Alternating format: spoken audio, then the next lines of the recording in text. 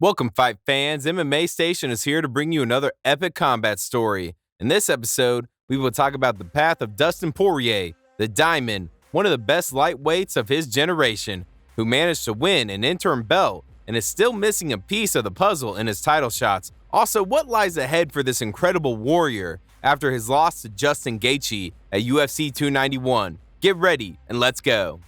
In the world of mixed martial arts, the name Dustin Poirier equals dedication, resilience, warrior heart, and spectacular battles. Known as the Diamond, he's celebrated for his exceptional boxing prowess, toughness, and a knack for finishing fights. His journey has been a testament to unwavering commitment and continuous improvement. Let's dive into the remarkable story of Dustin Poirier. Born on January 18, 1989, in the heart of Louisiana, USA, Dustin Poirier hails from a family with a fighting background. His early years were marked by tumultuous experiences, often finding himself in scuffles that eventually led to spells in juvenile detention. To make ends meet, he resorted to collecting aluminum cans and pecans. While boxing initially captured his passion, destiny had other plans for him in the world of MMA. In the amateur phase of his career, Dustin achieved significant milestones, securing 2 titles at 155 pounds. His journey through the world of martial arts led him to acquire a black belt in Brazilian Jiu-Jitsu and a black belt in Rex Kwon Do. In 2009, he decided to turn professional, and his journey led him to regional promotions across the southern United States. Dustin's path to success was anything but easy. He faced adversity, which led him to dropping out of high school during the 9th grade. However, he emerged as a rising star in the world extreme cage fighting. Although his journey faced an initial setback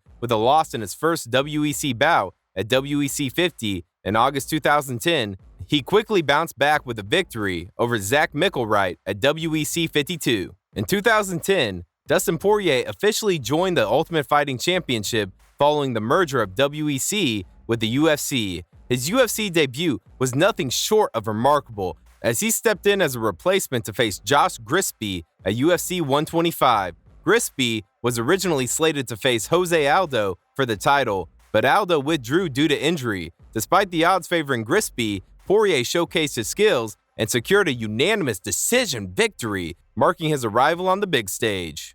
One of the pivotal moments in Dustin's career unfolded on May 15, 2012, when he faced Chon Sung-jung, also known as the Korean Zombie. This bout marked his first main event appearance. The featherweight showdown between Poirier and Jung became an explosive clash, with both fighters unleashing their full arsenal inside the cage. In a memorable bout, the Korean Zombie emerged victorious, submitting Poirier with a Darce choke after delivering a powerful uppercut and a brutal knee to the head. Despite the loss, Poirier showcased significant improvement in his striking and submission skills, adding to the incredible nature of the fight. Both fighters received the Fight of the Night bonus, and to this day, the bout between Dustin Poirier and the Korean Zombie remains a topic of discussion and is revered among the MMA community. It was a fight that left a lasting impact on the world of MMA, with its echoes resonating in countless discussions and analyses. Dustin continued to build his reputation by securing victories against formidable opponents. Fighters like Jonathan Brookins, Eric Koch, Diego Brandao, and Akira Kurosani fell victim to Poirier's relentless pursuit of success. However, a significant setback occurred when Dustin faced Conor McGregor for the first time at UFC 178. In a short, yet thrilling encounter, McGregor had Poirier on the defensive within minutes and secured a first-round TKO victory. It was the first time Poirier had been dropped by strikes in the octagon. This loss prompted Dustin Poirier to make a pivotal decision, a move to the lightweight division. Boldly, he declared his intention to pursue the championship belt in this weight class, a sentiment shared by many within the MMA community. In his lightweight debut in 2015, Poirier faced Diego Ferreira and won via a first-round knockout. The move to lightweight seemed to rejuvenate his career, setting the stage for more remarkable moments. Following this win, the Diamond started rushing through the lightweight division, acquiring notable wins over experienced fighters like Bobby Green, Joseph Duffy, Jim Miller, and Anthony Pettis. In 2018, Dustin faced Justin Gaethje in an engaging 4-round battle. He dominated the fight and eventually secured a victory via TKO in the 4th round. It was a performance that solidified his position as a top contender in the lightweight division. Pretty impressive. As always, before we move on with a thrilling story of the Diamond, make sure to hit that subscribe button and turn on the notification bell so you never miss a moment of the MMA action. The year 2019 witnessed a significant turning point for Dustin Poirier. He squared off against Max Holloway and emerged victorious, earning him the interim UFC lightweight championship. This victory set the stage for a highly anticipated unification bout with the reigning lightweight champion, Khabib Nurmagomedov, at UFC 242. Despite a valiant effort and a very close guillotine attempt, Poirier succumbed to Nurmagomedov's rear naked choke submission in the third round. After the devastating loss, Dustin bounced back with the decision win over the rising Dan Hooker. Poirier's resilience and determination remained unwavering. In the UFC 257 rematch in 2021, he etched his name in history by achieving a notable milestone, knocking out Conor McGregor in the second round. This victory marked the first time that McGregor had been knocked out in MMA. Poirier's strategy in the rematch was strategic and relentless. He systematically targeted McGregor's lead leg and unleashed a fury of blows, ultimately leading referee Herb Dean to intervene and stop the fight. Their trilogy bout carried a sense of deja vu. With McGregor suffering a broken tibia, Poirier was declared the winner via technical knockout in the second round. Fans worldwide had anticipated a competitive fight at UFC 264, expecting the series to be tied. However, the unexpected occurred when McGregor threw a left hand at the end of the first round, causing his left leg to shatter beneath him. He couldn't continue, resulting in Poirier winning by TKO due to a doctor's stoppage. McGregor's cries of pain were immediate, and Poirier seized the opportunity to unleash a flurry of strikes. The round ended, but McGregor continued to scream in agony, prompting the ringside doctor to step in and halt the fight. After his post-fight interview with Joe Rogan, McGregor was taken out on a stretcher to seek medical attention. Dustin Poirier's relentless pursuit of the UFC lightweight championship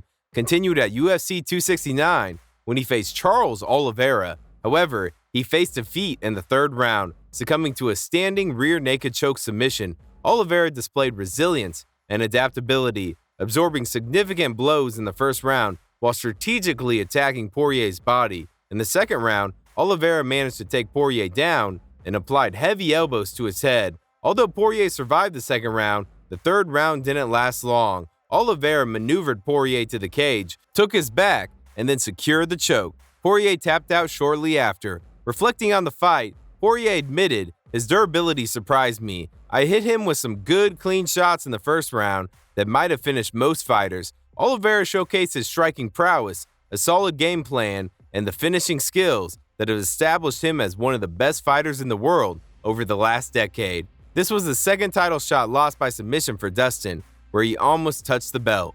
Leaving no surprises, he bounced back, tapping the tough Michael Chandler with a rear naked choke at UFC 281.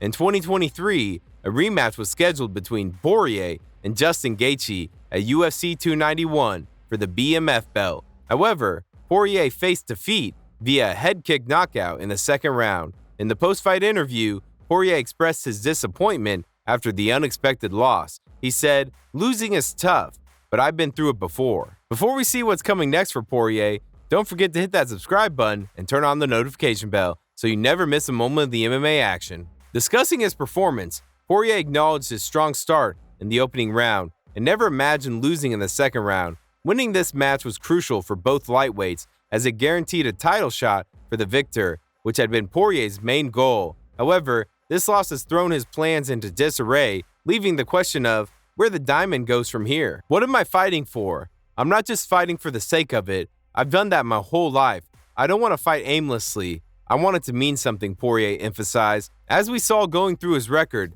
Dustin Poirier has earned the nickname Mr. Bounceback for never losing 2 consecutive fights since he entered MMA. He has no intentions of retiring on a low note, but is equally selective about his next opponent. He insists that his next fight must hold significance for him.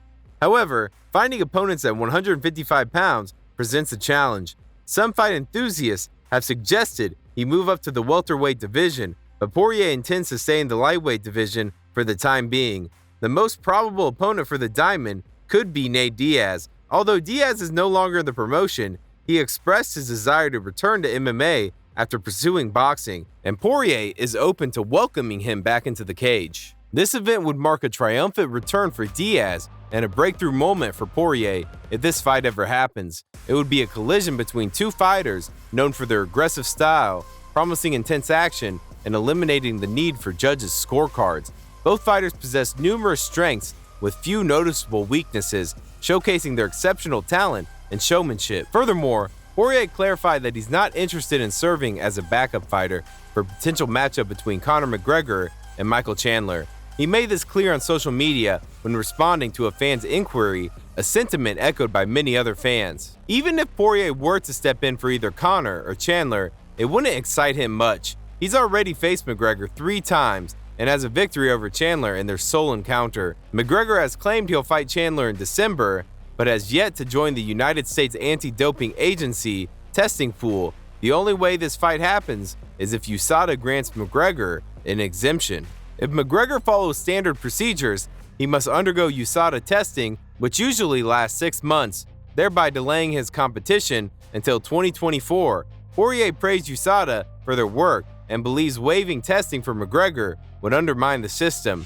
He insists there should be no gray areas with USADA. Pass tests to compete, don't take tests, don't compete. Dustin Poirier's journey in the world of MMA is a tale of resilience, adaptability, and unwavering determination. From his humble beginnings collecting cans to facing some of the sport's biggest names, he has carved a legacy that will be remembered for generations to come. As he continues his pursuit of greatness, the MMA world eagerly awaits his next move, knowing that the Diamond is destined for even greater heights. And who knows, one day he could get the last piece of that title fight puzzle and finally end up with the UFC lightweight belt.